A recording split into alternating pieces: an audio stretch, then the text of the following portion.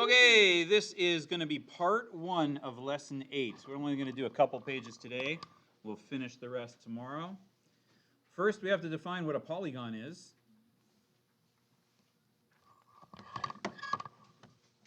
And I think the best definition is something along the lines of a many-sided geometrical, I'll just say geometric shape. Many is what the actual prefix poly means in Latin. Many-sided. A regular polygon is a polygon with at least 3 sides where all angles are congruent and all sides have the same length. You know, having the same length is another way to say congruent. I don't know why we didn't just say congruent twice. So all the guys on the left side of this chart, can you see where I'm highlighting? They're all regular, right? This is an equilateral triangle. It has all 3 angles the same. It has all 3 sides the same. But here would be a regular pentagon. All 5 sides would be the same, and all 5 angles would be the same. Now, if I wanted to know how big each of these angles in the triangle was, I'd just go, oh, well, it's 180 divided by 3, right? Because there's 3 of them, and they're all the same, 60 degrees each. How would I figure out the pentagon? Okay, well, let's think about that.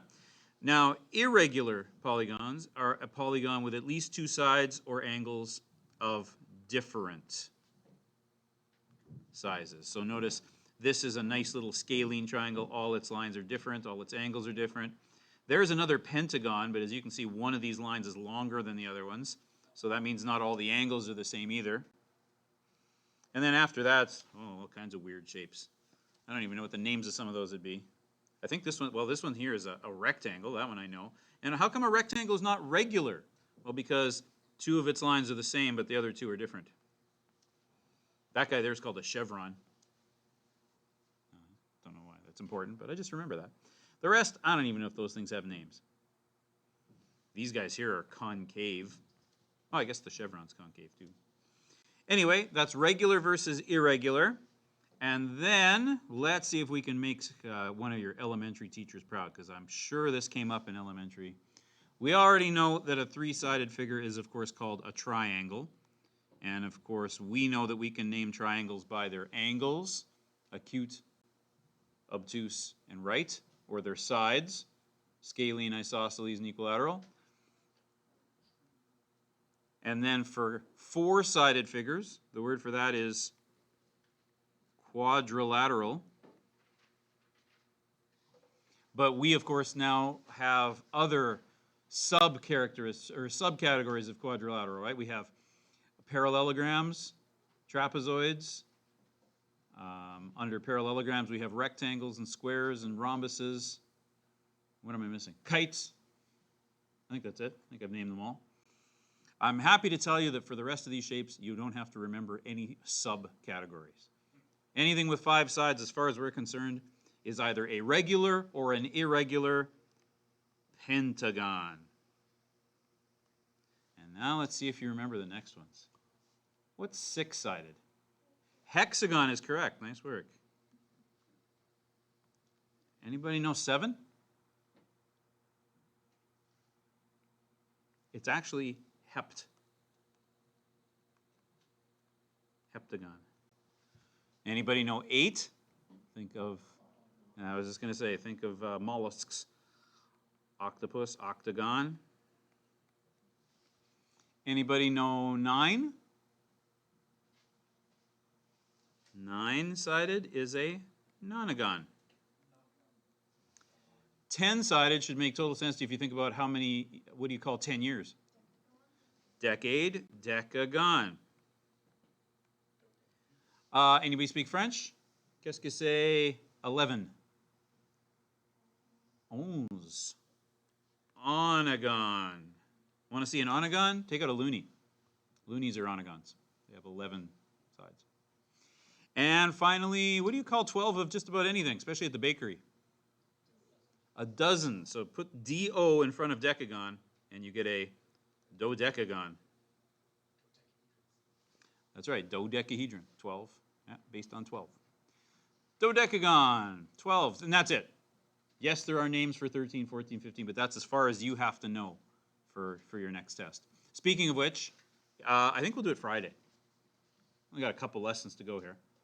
And I'm thinking I'm going to hand out a formula sheet, and we'll do the same thing we did last unit. The formula sheet is yours to write on. So if some of these things are like, oh, I knew these already, I don't need to write that down. But if it's like, oh, I'll forget that, then by all means, you can write them down. Okay? All right. What are we going to learn about polygons? First of all, we're going to learn what an interior angle is.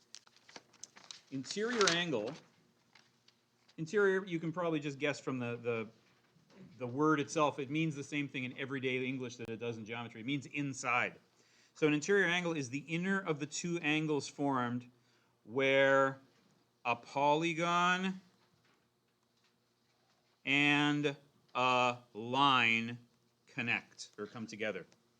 If you don't want to think about it as, hey, this triangle here met up with this line, another way to think about it is, think of it as a triangle where one of the lines forgot to stop at the vertex. It's like, and it kept going. And that creates an interior angle and an exterior angle. Interior, exterior. And you already know this fact. In a triangle, the three interior angles add up to 180. And in a quadrilateral, they add up to 360. So you could probably think, well, great. So for the pentagon, hexagon stuff, I'll just keep adding 180. That seems to be the pattern. And you're right.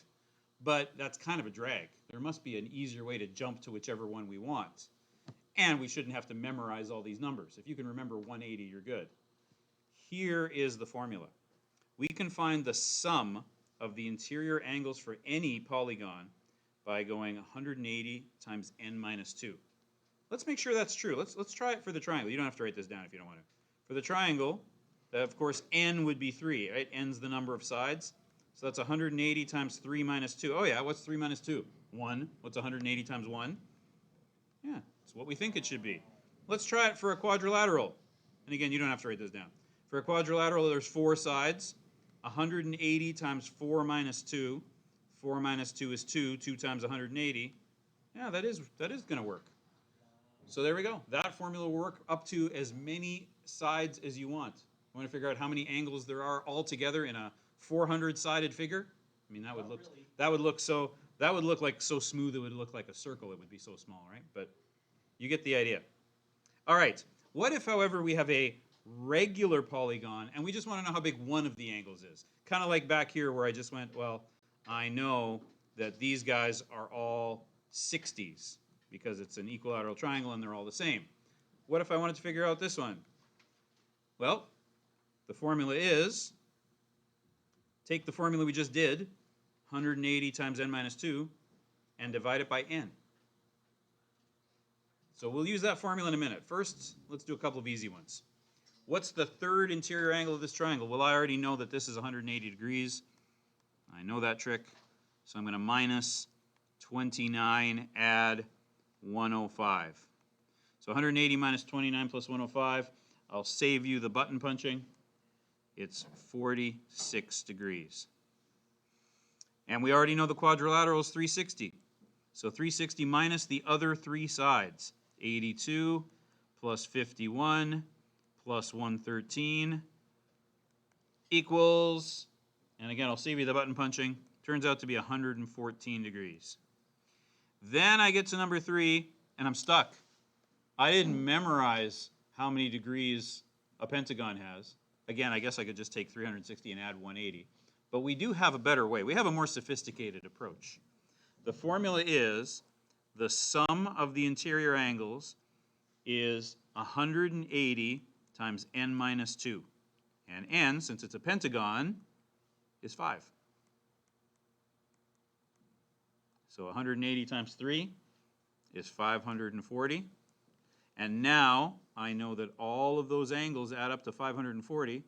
So I just minus the other 4. 58 plus 25 plus 100 plus 112. And again, I'll save you the button punching, but just take a quick look at it. Look at that picture. What kind of an angle am I expecting there? Nope, bigger than obtuse. Begins with an R. It's a reflex angle. And what do I know about that number? It should be bigger than what? It should be bigger than 180. If you do the math on that, run it through your calculator, it turns out it's 245 degrees, which makes sense. Look at how big that angle is. So there we go. There's where we can use the formula. And sometimes we just use the formula just to use the formula. Find the sum of the interior angles in a regular dodecahedron. So dodecahedron's 12. So the sum is 180 times 12 minus 2, which is 180 times 10. And it's easy to times by 10. You just slap a 0 on it. There's 1,800 degrees in a regular dodecahedron. I don't think I could even draw a regular dodecahedron. Let's see, I'd put one there, one there, one there, one there, one there, one there. Oh, I'm already off. Nah. 12-sided figure. I can't think of anything that I know is, oh, I know where there's a regular dodecahedron. Or, oh, maybe it isn't now. If you ever get a chance to go to Ottawa, to the Parliament buildings, you know, the Parliament, or, you know, well, that looks like an evil castle, but anyway. In front of it, there is an eternal flame, and it's surrounded by this pool, and all the way around the pool, there is one little brick with the provincial crest for every province and the 2 territories. But now I just realized, oh, wait. There's 3 territories now. I wonder if they split one in half, because that's been there longer than Nunavut's been a thing. Right? It used to be Northwest Territories and the Yukon, and now it's Nunavut, the Northwest Territories, and the Yukon's still the Yukon. So I don't know if they split one, and if it was 13, I guess that would make it I think the word for 13 is triskaidekagon. I think that's 13. Anyway, I'm sure you could think of something that has 12 sides if you were to think about it. Anyway, that's as far as we'll go today. We'll pick up the lesson on diagonals tomorrow. So you're not quite ready to move on to the next assignment yet, so you can spend the rest of this class working on that hand in. And there we go. We'll pick it up there tomorrow.